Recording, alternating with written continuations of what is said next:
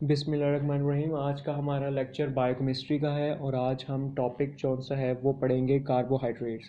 Carbohydrates क्या होते हैं, इनकी डेफिनेशन क्या है, इनकी प्रॉपर्टीज़ क्या है, इनका स्ट्रक्चर क्या है, इनकी बायोमेडिकल इंपॉर्टेंस क्या है और ये कैसे हमारी बॉडी में टेक पार्ट करते हैं, ये सब हम कुछ कार्बोहाइड्रेट्स के टॉपिक में पढ़ेंगे। आज के टॉपिक में हम इसके जनरल इंट्रोडक्शन करवाएंगे कि कार्बोहाइड्रेट क्या होते हैं। Carbohydrates are neutral compound of carbon, hydrogen and oxygen, ये इसकी बेसिक डेफिनेशन है। इसके अलावा कार्बो हमारी बॉडी में दो तरह के मॉलिक्यूल्स होते हैं, एक होते हैं मैक्रो मॉलिक्यूल्स और एक होते हैं माइक्रो मॉलिक्यूल्स। माइक्रो मॉलिक्यूल्स वो होते हैं जिनकी हमें कम मिकदार में ज़रूरत होती है अपनी बॉडी में। For example calcium, potassium, phosphate, ये सारे होते हैं इलेक्ट्रोलाइट्स। इसके अलावा vitamin A1, B, D, E, K, ये हमें बॉडी में कम मिकदार में चाहिए होते हैं। जबकि मैक्रो मॉलिक्यूल्स वो होते हैं जिनकी हमारी बॉडी में नीड ज़्यादा होती है और उनमें सबसे ज़्यादा जिसकी नीड होती है वो होते हैं कार्बोहाइड्रेट। कार्बोहाइड्रेट हमें एक दिन में अपनी खुराक में 60 से 70% तक चाहिए होते हैं, जबकि प्रोटीन 15% और लिपिड्स, ये भी मैक्रो मॉलिक्यूल्स हैं, ये हमें चाहिए होते हैं 30%। कार्बोहाइड्रेट्स न्यूट्रल कंपाउंड होते हैं कार्बन, हाइड्रोजन और ऑक्सीजन के। However, carbon, hydrogen and oxygen are also present in protein, but the concentration of oxygen is less and concentration of carbon and hydrogen is greater in protein as compared to carbohydrates. Carbohydrate को हम saccharides भी कहते हैं। Saccharides का word Greek word होता है जो कि जिसका मतलब है शुगर। कार्बोहाइड्रेट्स का आगे और क्या होते हैं, कार्बोहाइड्रेट और पॉलीहाइड्रोक्सी अल्कोहल। पॉली का मतलब होता है मोर देन मैनी, पॉली का मतलब होता है मैनी। इसका मतलब पॉलीहाइड्रोक्सी अल्कोहल का मतलब ये है कि कार्बोहाइड्रेट में बहुत ज़्यादा OH ग्रुप अटैच हुए होते हैं और इसमें एक एक्टिव ग्रुप होता है जिसे हम कहते हैं कार्बोनाइल ग्रुप। कार्बोनाइल ग्रुप दो तरह का हो सकता है। अगर carbonyl group C double bond O, ये होता है कार्बोनाइल ग्रुप। अगर C डबल बॉन्ड O के साथ सिर्फ कार्बन अटैच हो और कोई हाइड्रोजन अटैच ना हो तो इसे हम कहते हैं कीटोसिस, कीटो ग्रुप या फिर कीटो ग्रुप। और या अगर for example carbon C double bond O और इसके साथ हाइड्रोजन भी अटैच है तो हम इसे कहते हैं एल्डो ग्रुप या एल्डिहाइड। ये आप देख सकते हैं कि इसमें दो आपको एग्जाम्पल दी गई हैं, एक एल्डो ग्रुप है और एक कीटो ग्रुप है। जो पहली एग्जाम्पल में कार्बन ऊपर से शुरू हो रहे हैं, ग्लिसरैल्डिहाइड जहाँ पे लिखा है, ग्लिसरैल्डिहाइड में 3 कार्बन हैं। इस ग्लिसरैल्डिहाइड में हमारा कार्बोनाइल ग्रुप कौन सा है, एल्डिहाइड ग्रुप है। इसमें C डबल बॉन्ड O और इसके साथ हाइड्रोजन भी अटैच है। तो अगर C डबल बॉन्ड O और इसके साथ हाइड्रोजन भी अटैच हो तो इसे हम कहते हैं एल्डो ग्रुप। इसी तरह आप ग्लिसरैल्डिहाइड में भी देख सकते हैं, राइबोस में भी देख सकते हैं और इसके अलावा ग्लूकोज और गैलेक्टोज में भी देख सकते हैं कि C डबल बॉन्ड O के साथ हाइड्रोजन भी अटैच है। जबकि कीटो ग्रुप में ये होता है कि C डबल बॉन्ड O के साथ हाइड्रोजन अटैच नहीं होती, C डबल बॉन्ड के साथ सिर्फ दो और कार्बन अटैच हैं। तो अगर ये वाला ग्रुप होगा तो हम इसे कहते हैं कीटो ग्रुप। एल्डो ग्रुप की जो सबसे बेसिक एग्जांपल है वो है ग्लिसरैल्डिहाइड, लेकिन जो हम सबसे ज़्यादा कॉमनली यूज कार्बोहाइड्रेट है वो कौन सा है, वो है ग्लूकोज। अब कार्बोहाइड्रेट जोन से होते हैं उसमें मिनिमम कार्बन 3 होंगे, फॉर जैसे कि ग्लिसरैल्डिहाइड और डाइहाइड्रोक्सी एसीटोन। कोई भी ऐसा कार्बोहाइड्रेट नहीं हो सकता जिसमें कार्बन 3 से कम हो। एल्डो की आप एग्जांपल देख सकते हैं कि अगर carbonyl group C double bond O और उसके साथ H अटैच हो और अगर कार्बन 3 हो तो उसका नाम होता है ग्लिसरैल्डिहाइड। और अगर कार्बन 5 हो और ग्रुप हमारे पास एल्डो हो तो वो होता है राइबोस। और इसी तरह अगर ग्रुप हमारे पास एल्डो हो और कार्बन हमारे पास 6 हो तो ये बनता है ग्लूकोज। और अगर ग्लूकोज के अंदर जो OH ग्रुप होता है कार्बन नंबर 4 पे, जो आपको हाईलाइट किया गया है इस पॉइंट पे, वो होता है राइट साइड पे। और अगर यही OH ग्रुप अगर लेफ्ट साइड पे चले जाए तो ग्लूकोज से क्या बन जाता है, गैलेक्टोज बन जाता है। इसके अलावा कीटोसिस होते हैं। कीटोसिस में सबसे जो बेसिक एग्जांपल है और जब से सबसे कम कार्बन वाला एग्जांपल है वो है डाईहाइड्रोक्सी एसीटोन। इसमें आप देख सकते हैं कि सी डबल बॉन्ड ओ के साथ कोई भी हाइड्रोजन अटैच नहीं है, बल्कि सिर्फ 2 कार्बन अटैच हैं उसके साइड्स पर।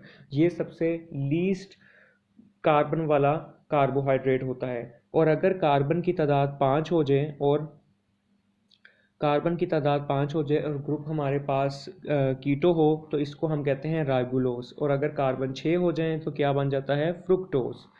आप अब ये एक और पॉइंट नोट करें कि जो एल्डो ग्रुप है वो हमेशा कार्बन नंबर 1 पे होता है। आप देख सकते हैं ग्लिसरल्डिहाइड में भी, राइबोस में भी, ग्लूकोज में भी और गैलेक्टोज में भी कार्बोनाइल ग्रुप हमेशा कार्बन नंबर 1 के साथ अटैच है। जबकि कीटो में डाईहाइड्रोक्सी एसीटोन हो गया, राइबुलोज हो गया और फ्रुक्टोज हो गया, इसमें कार्बन किधर अटैच है? कार्बन नंबर 2 के साथ। कार्बोनाइल ग्रुप कार्बन नंबर 2 के साथ अटैच होता है। कार्बोनाइल ग्रुप मैं पहले बता चुका हूँ कि यहाँ फिर आइदर कीटो हो सकता है और यहाँ फिर एल्डो हो सकता है। अगर कीटो होगा तो सी डबल बॉन्ड ओ होगा, और अगर एल्डिहाइड होगा तो सी डबल बॉन्ड और उसके साथ हाइड्रोजन भी अटैच होगा।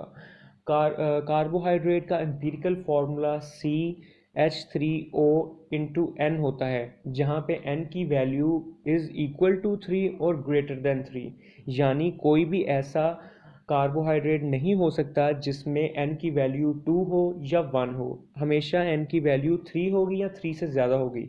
फॉर एग्जांपल अगर यहाँ पे वैल्यू 3 है तो ये क्या बन जाएगा? C3H9O3।